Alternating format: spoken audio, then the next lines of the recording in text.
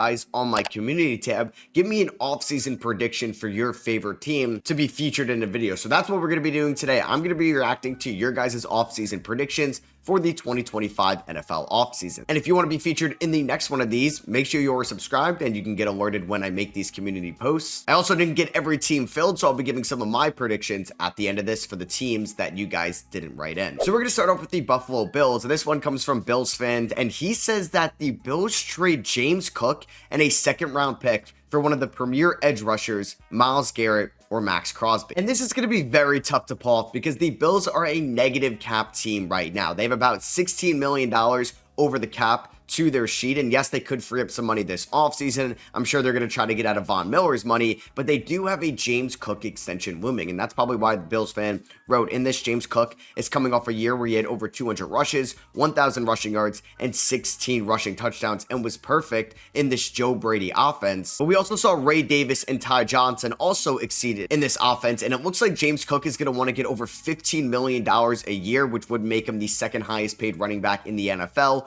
only behind Christian McCaffrey. Could the Bills look to trade him? That is a possibility this offseason because it is a deep running back class. I'm just not sure if it'd be in a massive deal for Myles Garrett or Max Crosby. I don't think Max Crosby ends up getting moved, and if Myles Garrett ends up getting moved, I think some other teams can offer better deals to Cleveland than what Buffalo can offer. This one comes from ANG about the New England Patriots, and they mentioned that the Patriots send the house for Trey Smith and T. Higgins. Now, I could see one of these two happening, but I don't know if I could see both of these happening. I think Trey Smith could be a little bit more likely. I don't think the Chiefs are going to be able to retain Trey Smith. So many teams that have cap space are going to be wanting to go after one of the best interior offensive linemen in the NFL, and the New England Patriots have just about $120 million to spend in this upcoming offseason, and they can look for an upgrade at the interior offensive line position, as Trey Smith would be so much more of an upgrade over what Layden Robinson gave them last year. And this team is looking to continue to protect Drake May because they do have one of the worst offensive lines in the NFL. So I can see Elliott Wolf, the GM,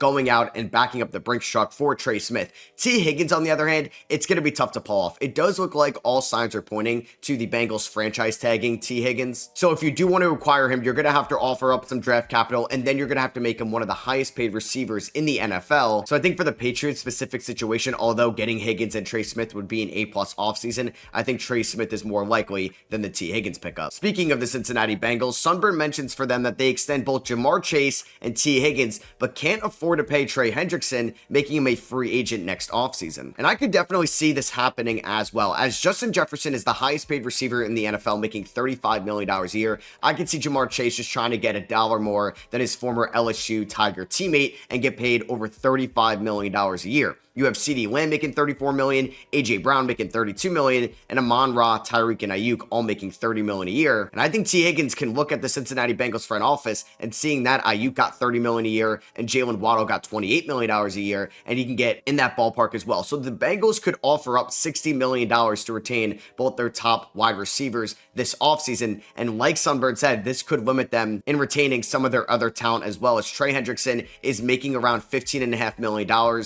in base salary for the 2025 season, but can be an unrestricted free agent when he's 32 at the end of the year, and he's one of the best edge rushers in the NFL, so this is very likely it could happen. Next one comes from Stock about the Cleveland Browns, and they mentioned that they are the most improved team next year, and Deshaun Watson isn't good, but bounces back and at least improves. And honestly, I don't think I could buy this one. The Browns do have the second overall pick in this draft, and they could definitely draft a difference maker if it is going to be a quarterback. Maybe it's going to be Abdul Carter or Travis Hunter. They're going to get better throughout the draft as they're going to be picking very high in every round, but they have negative $31 million in cap space right now. Deshaun Watson has a base salary of $46 million, and even if they cut him at the end of the 2025 season, he still is going to have a $99 million dead cap for the 2026 season. So I think the Browns could definitely improve this offseason. Maybe they don't trade away Myles Garrett. Maybe they take Abdul Carter, number 2 overall, and maybe they end up with an Aaron Rodgers or Kirk Cousins type bridge quarterback, because this team definitely has some talented players on their roster, like Isaiah McGuire, Jeremiah Owusu-Koramoah, Myles Garrett, Garrett, Denzel Ward, and Ronnie Hickman. Like, they have a good defense. They still have some solid offensive players. I think the Browns could be a wild card team next year, but it all depends on who their QB is. Kyler Rule says for the Baltimore Ravens that they end up signing Khalil Mack and they re-signed Ronnie Stanley. And honestly, I would be surprised if both of these ended up happening, as Ronnie Stanley, being an unrestricted free agent at 31 years old, is coming off a season where he was a top 40 offensive tackle in the NFL, but a lot of teams have way more cap space than the Baltimore Ravens to go out and sign Ronnie Stanley, and Ronnie Stanley could get one last big contract in his career. So teams have over $80 million in cap space to spend. The Baltimore Ravens only have around $5 million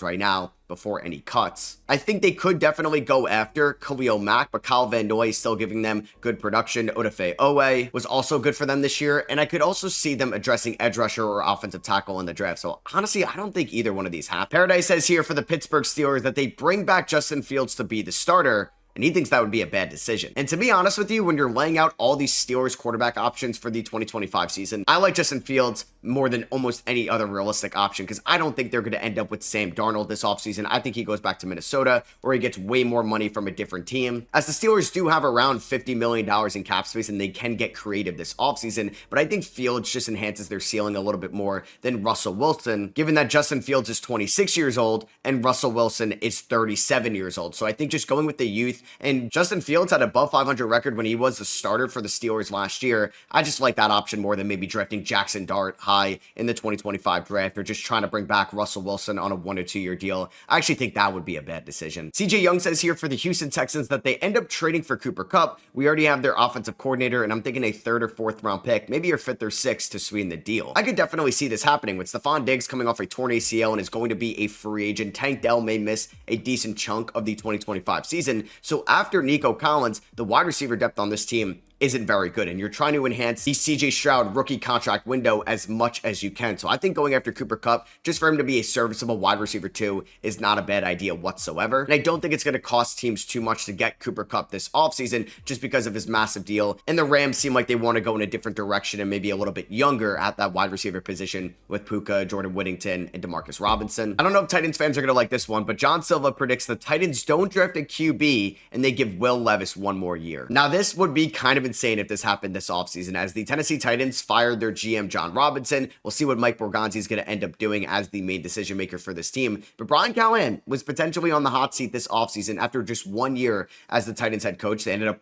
as the worst team in the NFL in the 2024 season. Now, I think there is a scenario where they don't draft a quarterback and they take Abdul Carter or Travis Hunter #1 overall, or maybe they end up trading down and maybe they don't take somebody on day 2 or day 3. But I do not think Will Levis is going to be the starting quarterback next year. I think if they do pass up on Cam Ward with the #1 overall pick, it's because they picked up a Sam Darnold, a Justin Fields, a Kirk Cousins, or a different quarterback better than Will Levis in free agency. I just don't think this team can go into the 2025 season with a realistic chance with Will Levis as your day 1 starter. I think Will Levis as a backup is fine, especially if he can learn under a veteran quarterback like a Aaron Rodgers, now a Sam Darnold, or a Kirk Cousins, maybe even a Russell Wilson. It just can't be Will Levis starting week 1. I think Titans fans would lose their mind. Call Me says that the Denver Broncos end up signing Zach Bond and Chris Godwin in free agency. Now, I would love Chris Godwin on this team just to give Bo Nix another weapon, but I do think Chris Godwin is going to end up back in Tampa Bay, and the wide receiver class in free agency isn't the best in the world, so maybe the Broncos are going to pivot to the trade market, or they could look to end up getting in a Mecca Buka, a Luther Burden, or somebody like that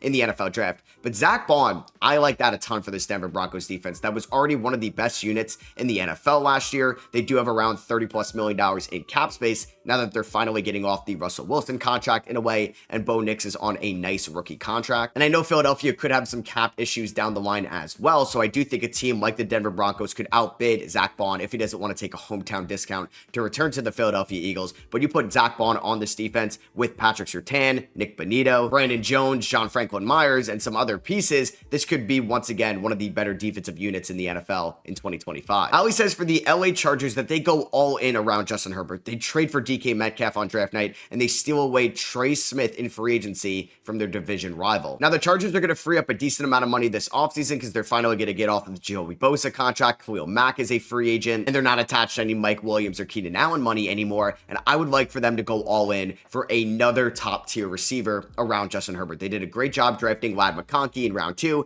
made up for drafting Quentin Johnston in round 1 in 2023. But go out and get DK Metcalf. You could pay him, you can take him out of the NFC. I'm sure the Seahawks are fine sending him to the AFC West. And if he's actually on the market, that could be an amazing wide receiver 1 for Justin Herbert in LA. With Ladd McConkey as your wide receiver 2, we can get back to Justin Herbert being one of the top tier passing stat leaders in the NFL. Could they go after Trey Smith? That is definitely a possibility. And you have Rashawn Slater, Joe Alt, and Trey Smith all on the offensive line together. That would be filthy. But I do think DK could be a little bit more likely. Maybe he wants to go play with Justin Herbert in LA. And a lot of teams are going to be going after Trey Smith. And he's only going to sign with one team. CJ Campbell says that Tyreek Hill reunites with Patrick Mahomes in Kansas City. Now, this would be really cool. I can't lie. Patrick Mahomes and Tyreek Hill did win a Super Bowl together in that 2019 season. But then they traded away Tyreek Hill as they weren't going to pay him the massive extension he wanted. And then they won 2 straight Super Bowls and went to a third, losing to the Eagles this season. This would be really cool, but I think it's a fantasy scenario. The Chiefs don't have a lot of money to play with, and Tyreek Hill got one of the biggest wide receiver contracts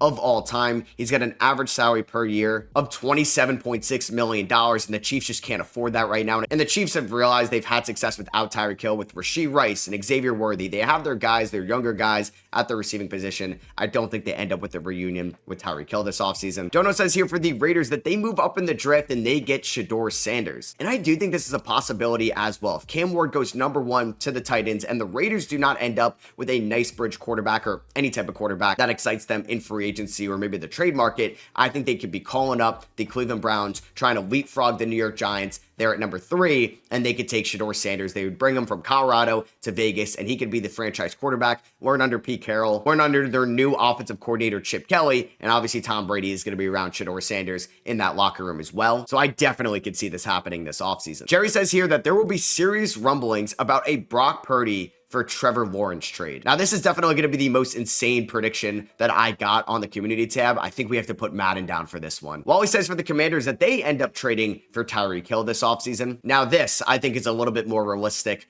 for a Tyreek Hill trade destination, more so than the Kansas City Chiefs, as the Washington Commanders have a projected team cap space of $75 million, and that can increase as well. So they could absorb the Tyreek Hill contract. They have Jaden Daniels under his rookie deal. Now's the time where you can spend, and by the time that Tyreek Hill's contract is over, Daniels will then be due for that rookie extension. And the Dolphins may have some financial issues to get through this offseason, so they may be willing to send Tyreek Hill out of the division and out of the conference and send him to the Washington Commanders. And I think Washington should be all over this. You would have 2 great deep threats between Tyreek Hill and Terry McLaurin to try to go back to the NFC Championship in Jaden Daniels' sophomore year. Birdie says here for the Philadelphia Eagles that they bring back Hassan Reddick on a 1-year prove-it deal. Now, I like this a ton. There was a Bryce Huff for Hassan Reddick swap last offseason, and Bryce Huff was great for the Jets. Hassan Reddick was great for the Eagles, and it just didn't work out for either team whatsoever in the 2025 season. So I do like the reunion for Hassan Reddick in Philadelphia. He went to school in Philadelphia playing for the Temple Owls. Shout out Temple. And then he also spent 2 years in Philadelphia playing the best football of his career in 2022 and 2023, where he combined 27 sacks across those 2 seasons. And how we may lose some edge rushers in the offseason, I could definitely see this happening. And you'd have Nakobe Dean, Nolan Smith, Hassan Reddick as your edge group. That could be great, especially if they lose Josh Sweat in free agency. Jason says here for the New York Giants that they find their quarterback via the draft and pull a Commanders-like turnaround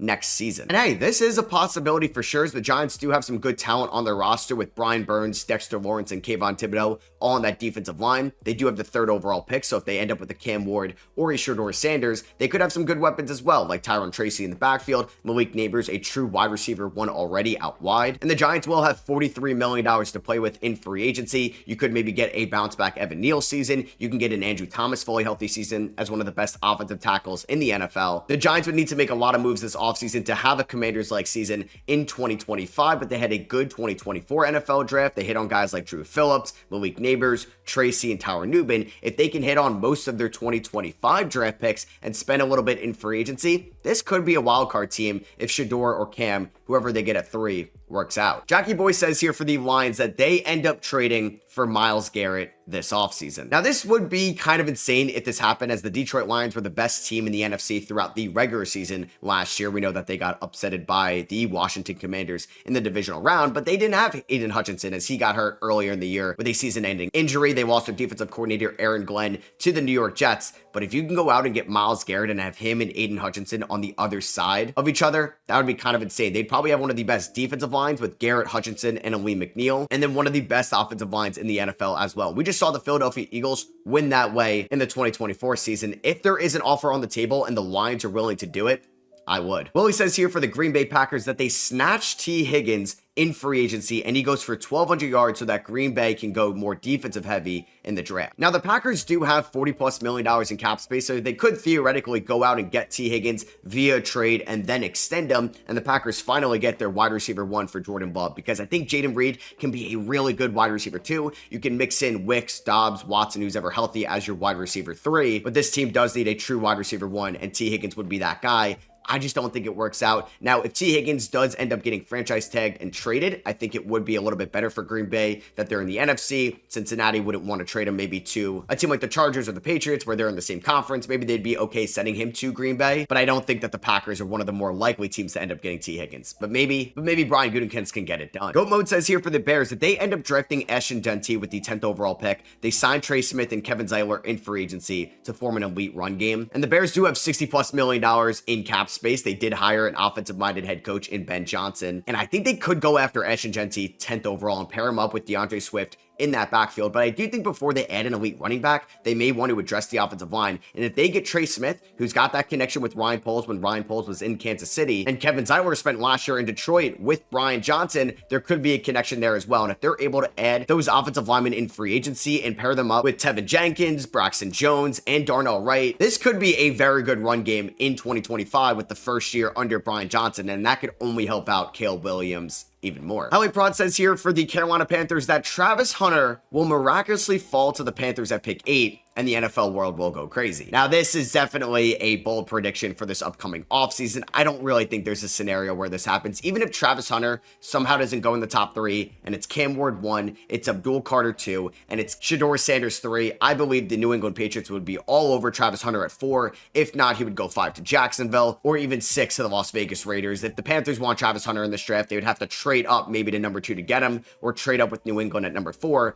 if he doesn't go in the top 3. Henry Lee says here for the San Francisco 49ers that they make George Kittle the highest paid tight end in NFL history. Now, funny enough, the biggest tight end contract in NFL history was a 3-year, $51 million deal with the Las Vegas Raiders and Darren Waller. Dallas Goedert and Mark Andrews were the next 2 highest contracts when they signed them in 2021, and then George Kittle, number 4, when he signed a massive 5-year, $75 million deal in 2020. And I could see this happening as well, but the San Francisco 49ers have some big financial decisions to make this offseason. Is Deebo Samuel going to be on this team next year? What is Brock Purdy's extension going to look like? But I do think they want to pay their guy, and I wouldn't be surprised if George Kittle does end up being the highest paid tight end in NFL history in terms of average money per year as a percentage of the cap at the signing. Gavin says here for the Arizona Cardinals that they extend Trey McBride to be a top 3 paid tight end in the NFL. So yeah, I just mentioned that Dallas Goedert, Mark Andrews, and George Kittle are the top 3 highest paid tight ends right now. I could definitely see Trey McBride's agent going to Monty Ossenfort, the GM of the Cardinals, and saying, my client is so much better than Dallas Goedert. Let's make him the highest paid tight end in the NFL. McBride was the 55th overall pick in the 2022 draft. So it looks like the Cardinals could look to extend him next offseason, but McBride just put up 111 catches, 1,146 yards, and 2 touchdowns this year. He was one of the best receiving tight ends in the NFL. So there is no 5th-year option to this game. So maybe he does get a massive deal this offseason.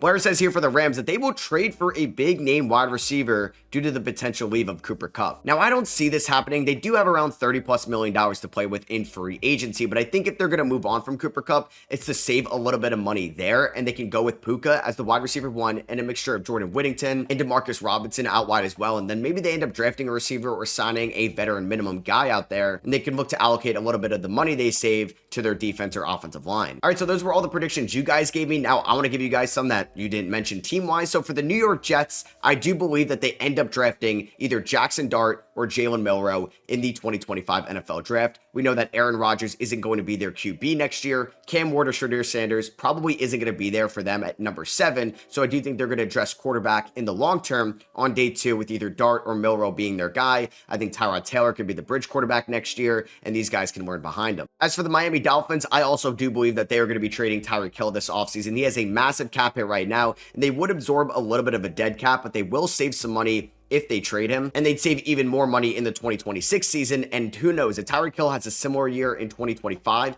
than he did in 2024, you're going to lose your chance at potentially getting a high draft pick in return for him. The Jaguars' take before was kind of ludicrous with Trevor Lawrence for Brock Purdy, so I do believe that they are going to trade away Christian Kirk this offseason. They almost traded him away at the deadline last year. Brian Thomas Jr. is clearly the wide receiver one on this team, and I know that Gabe Davis, that signing hasn't really worked out. It was kind of a waste of money. Parker Washington could be someone that steps up as a wide receiver 2 or wide receiver 3, but I think Liam Cohen can address wide receiver depth on draft night, and they can maybe get a day 2 pick in exchange for Christian Kirk if they're lucky. As for the Indianapolis Colts this offseason, they do have $25+ million in cap space, and I think this team could look to address corner a little bit as well. So I think they're going to end up with one of the top guys, either Carlton Davis, Javarius Ward, or DJ Reed. As for the Dallas Cowboys, I think this is going to be maybe a bold prediction, but I don't think they draft Ashton Jeanty at number 12, even if he's on the board still at that point. I think they could look to address edge rusher. James Pierce, Mike Green could both be on the board as well. I think they could look at wide receiver 2 next to CeeDee Lamb, and that could end up being Luther Burden. There's a good chance he's on the board as well. Or the team could look to address offensive line with maybe going after Tyler Booker on the interior, or maybe Kelvin Banks will be there, or Armand Membu. So I don't think the Cowboys are going to take Ashton Jeanty. I think it's too obvious. My bold prediction for the Lions this offseason, they are going to re-sign Sam Darnold on a massive 2-year extension. It could be worth $40 million a year, but I think 2 years is big for Darnold here. He likes it in Minnesota. He really values being under an offensive-minded and QB guru. He spent time with Kyle Shanahan in San Francisco last year and Kevin O'Connell this year in Minnesota, and had by far and away the best year of his career. So I think Minnesota would be fine with JJ McCarthy being a 3-year sit guy behind Sam Darnold, and they're going to give Sam Darnold a ton of guaranteed money on that 2-year deal. I could see it being fully guaranteed. For the New Orleans Saints, I think they trade away Chris Olave this offseason. Now, they may take a little bit of hit in value just because of